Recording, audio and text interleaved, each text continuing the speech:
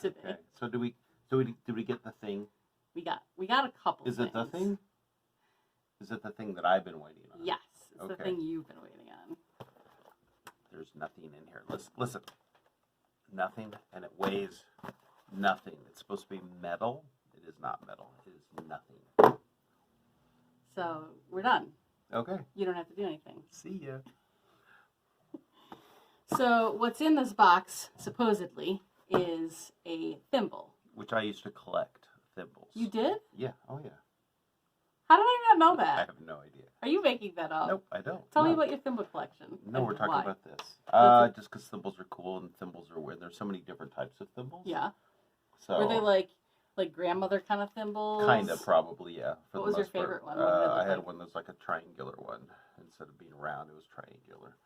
So. Really? Yes. Did you ever actually put it on your finger to see how it might have worked? Sure. Not that I know how to sew or anything, but yes. So anyway, so what we have is. Okay, so this came out of an auction, yes. And so we have very little information about it. What we have been told is that it is either a Roman thimble, which it's not.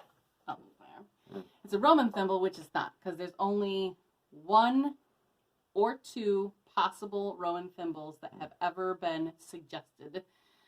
One was in Pompeii, and it was a listing in an inventory, but when I contacted that museum in Italy, they're like, we don't know what you're talking about. And then in a book written by Wilson, I think in 2016, he talks about one that was in Italy as well. Okay. No.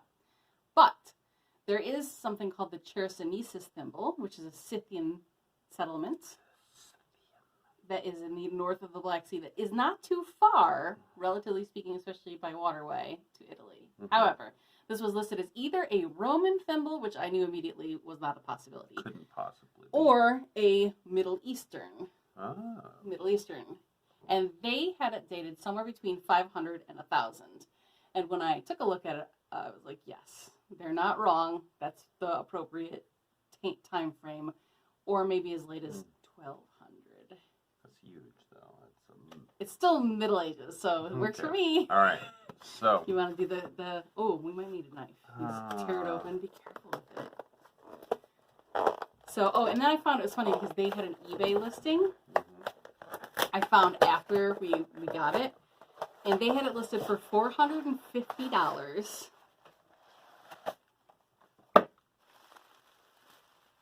I'm getting nervous. I'm like, don't drop it. Hey, bring it up. Bring it up. Lift it. So now we're partially. Yeah, good. Your face is covered. That's better. No. She makes me cry. Right. So let's do that. Oh, what could be this? Snazzy bag. Snazzy. Now your head's cut off. Okay. All right. His paper clips. Paper clips, not stapled. Oh, rip the bag anyway. Maybe I should do this opening. Too late. Okay. So wait. Let's build some suspense. Put it down for a second. Let's talk about what we're going to look for. We're going to look for a thimble. No. You thought it was going to be like it's bubble wrap. Okay, wait. What we're going to be looking for. You were like a kid in the candy shop. You're so excited about this. So what we're going to be looking for is the indentations or the dimples. The dimples in the thimble to see, are they concentric circles? Are they machine spaced? Do they spiral? Because that will help us sort of place where it's from. Why would they be machine spaced? Well, that would be a clear indicator that it's probably not from the Middle Ages. There we go. Wait. We're also looking for whether or not this has been cast in this form, or was it a ring of metal or a ring of copper sheet that was then soldered together. On the pictures, it did not appear to have a soldered seam. The soldered seam would indicate more likely that it's earlier. A cast will put it probably somewhere between the 9th and 12th centuries. Now you can open it. All right.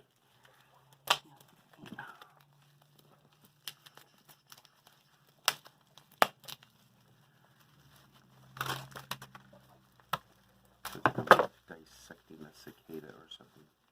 Here we go. Here we go. Oh, oh, oh, oh.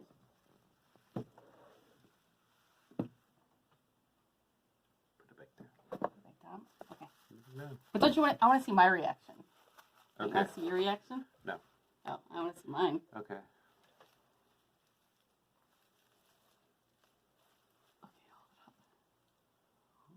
Hold it up so they can see. Okay. I don't know if we can get it good. I'm going to get a piece of white paper so we can have that as a background since this is dark. Ooh, it's heavy. I know. It is really heavy. Wrong way. It's kind of blown out. Okay, let's see. Are there any? All right, I'm going to get some white paper. Or white fabric. So I am not seeing. I am not seeing any seam. The dimples are rather haphazard, kind of like the cellulite on my butt. She has none. It is like a pearl of beauty. Okay. Okay, here. All right, so we're going to do a very slow rotation. Yeah, this definitely has some beef to it. It was a lot heavier than I expected it to be. I don't know why. The box weighed nothing, that's why. Well, the box weighed nothing, and also you think about modern thimbles. Oh, no, I expected this sort of Well, you're weight. apparently the thimble expert, and I didn't even know it. Apparently so. So my knowledge of thimbles is, oh, that's different. I think I like that. So, the overall thinness of it.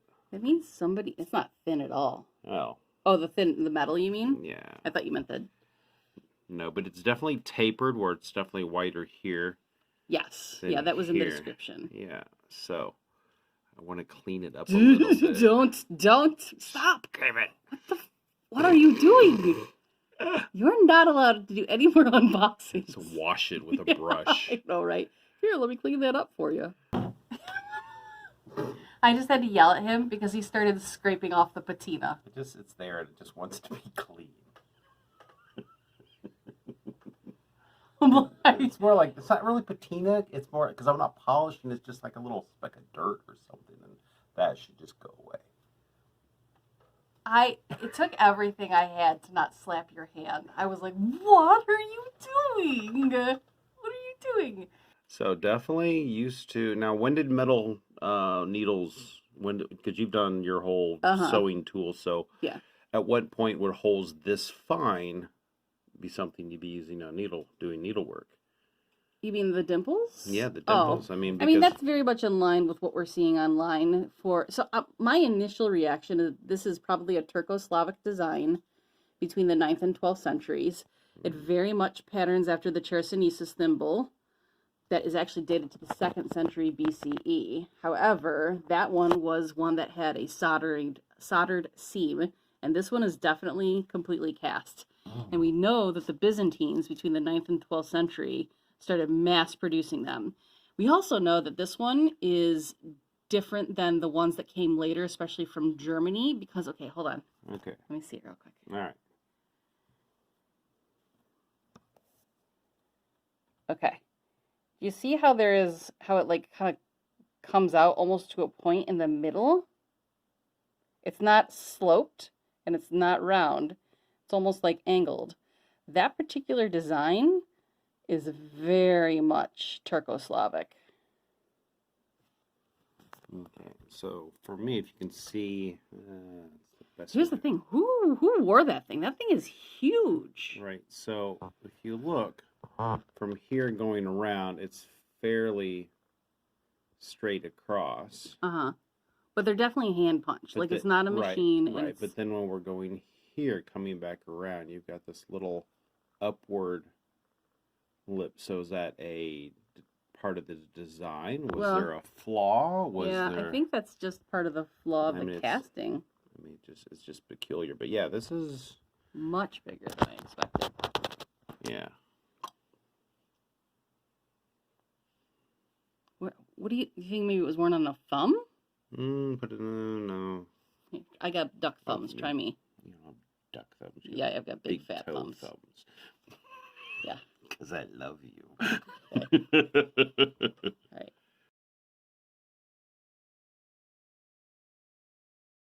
Here you have a ring which is very similar to the very oldest extant ring that has ever been identified and dated. The ring that you see here is similar to a ring that was found in the Maungdui province in China. It is dated to the Han Dynasty sometime between 202 BCE, so the 3rd century BCE, to possibly as late as the 3rd century CE, or somewhere around 220. But it's really believed to be dated somewhere between the 3rd and 2nd century BCE. It's an open ring thimble that you can see has been soldered on the side. It was originally just a sheet of metal that was formed into this circle and then soldered. Others that were made similar to this were actually not soldered so that it could be in fact adjustable. And so the very earliest ring thimbles were really based like this. The next one that you see that has the sort of yellowish or neon green background is often referred to as the Scythian thimble. It was originally dated to be about the 2nd century BCE and so believed to be the second oldest thimble. However, a lot of scholars now argue that it's possibly as late as even the 5th or 6th century CE. So it's not really the oldest or second oldest necessarily, but it is one of the earliest examples of a thimble that we have. The one that is next to it actually dates somewhere to the 5th through 6th centuries. The origin is uncertain, but probably Russia. The next one is one that was dated to 10th century Afghanistan, and this last one with the red background is dated to the late 5th or early 6th century Byzantine Empire. Now, if we fast forward a little bit to the 13th or 14th century, these first two thimbles that you're seeing, ring thimbles, are actually from France, and they're interesting because they both have diamond punched dimples. This one here is a German thimble, as is this one on the right. However, the closest that I could find to our thimble that was not of a Turco-Slavic design is this thimble here in the middle, which is actually from Germany. It's dated to the 13th or 14th century, as are the ones to the left and to the right of it. The reason that I felt it was the closest was because it was of the same height, as well as it had the ridges around the top and the bottom, similar to the Chersonesus thimble, which we'll show you in a second. But the sides are rounded, which is completely different than the examples we'll show you in a second that have angled sides. And the dimples are in a spiral. They start at the bottom, they spiral all the way up to the top, which is a very classic German way of doing the dimples, particularly in the 13th and 14th centuries.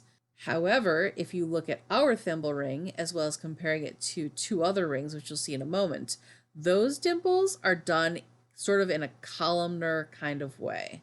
So here you see the Chersonesus thimble. This is verifiably the second oldest extant thimble that has ever been discovered. It was discovered somewhere in a peninsula in Chersonesus, which is in modern-day Turkey. It is dated to 2nd century BCE. The one on the right is actually identified to being a Turco-Slavic ring, also a thimble ring.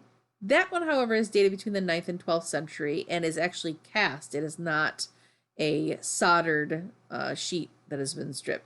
Then if you take a look at our thimble ring, you can definitely see the similarities between the Chersonesus thimble ring on the left, which dates to the 2nd century BCE, as well as this Turco-Slavic thimble ring, which dates sometime between the 9th and 12th century of the Common Era. Not only does it have the angled sides, however, the height is very similar. The way that the dimples are is similar. A lot of the dimples that you're seeing in the German and the French tend to spiral, whereas these are sort of columns that were probably stamped in a vertical way versus a spiraled way. So while I don't think that our thimble ring is as old as the Chersonesus thimble ring, because anytime between the 2nd century BCE and the 2nd or 3rd century CE, you see a lot more soldering of seams and less casting. Not always, but you see less of it.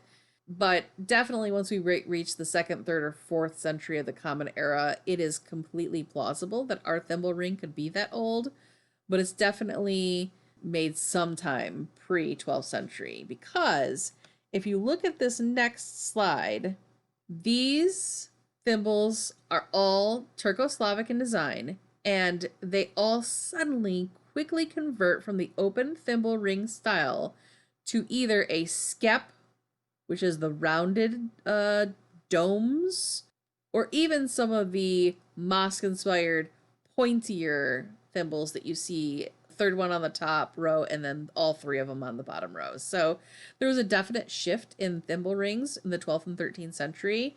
So if the thimble ring that we have is in fact Turco-Slavic in design, as I believe it is, it has to be pre-12th century.